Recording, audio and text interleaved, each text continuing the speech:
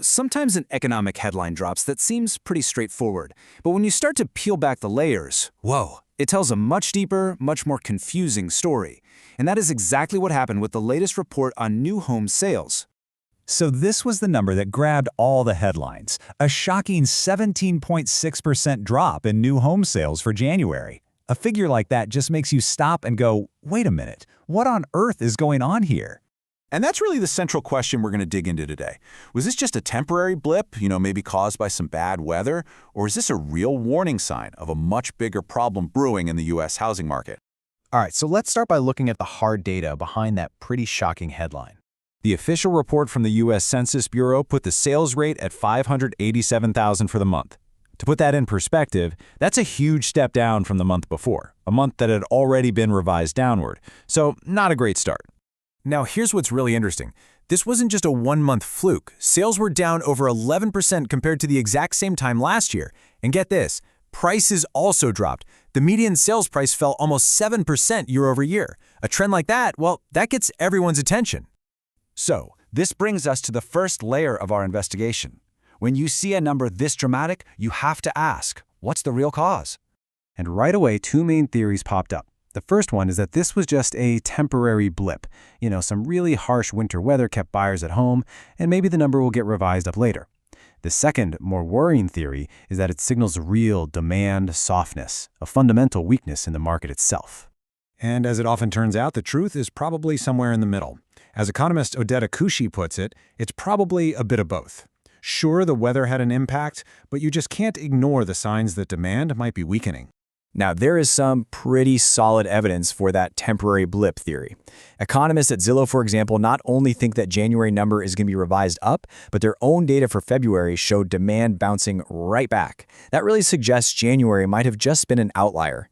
But, and this is a really big but, what if the number isn't revised?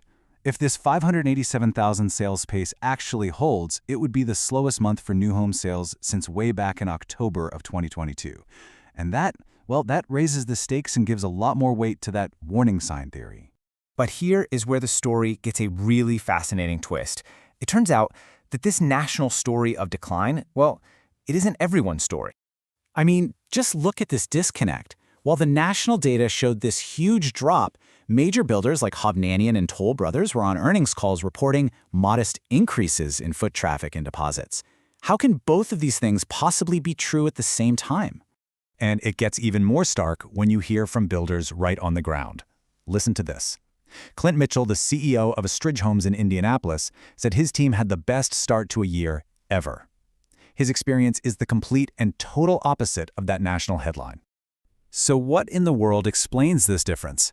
Well, it boils down to two key factors. First, geography. The market in Indianapolis is just more stable. It isn't dealing with the oversupply that some of the Sunbelt markets are. And second, it's about the customer. Astridge Homes primarily sells to higher-income buyers. And this right here is the crucial point. The market is splitting in two.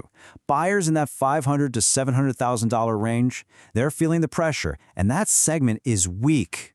But buyers looking at homes over $800,000, they're much more resilient to all this economic uncertainty, and that segment is being called stronger and more confident. So why is the market splitting like this? Well, part of the answer is that this whole tale of two markets is playing out against a backdrop of much larger, uncertain global forces that affect different buyers in very different ways. There are two major concerns casting a shadow over everything right now. First, some real signs of a weakening labor market right here at home, and second, the economic ripple effects from the ongoing conflict in the Middle East. And to make that labor market concern really concrete, just look at this number. The U.S. actually lost 92,000 jobs in February. Yeah, lost them. A figure like that, it definitely hits consumer confidence. And here you can see exactly how a global event connects directly to your wallet. The conflict in the Middle East helped push oil prices from around $65 a barrel to over $95. That, of course, stokes inflation fears, which in turn nudges mortgage rates higher from about 6% to over 6.2%. It's a crystal clear chain reaction. And as Odetta Kushi points out, the big unknown is how long this all lasts. A sustained period of high oil prices could keep inflation and mortgage rates elevated, and that would put a real damper on the housing market for a long time. Okay, so after digging through all of these conflicting signals and external pressures, what should we actually be watching to understand where this market is headed next? Here's your checklist. First, keep an eye on oil prices and what they do to family budgets. Second, watch the overall consumer confidence numbers. And on the housing front specifically, look at two things. Is the supply of existing homes for sale rising and creating more competition? And how quickly can builders sell through their current surplus, which right now stands at nearly 10 months' worth of inventory? And this final thought from Zillow's Orphe Devangi really brings it all home. In the end, it all comes down to consumer confidence. Do people feel secure enough in their finances to go out and make a massive purchase like a house? That's the billion-dollar question.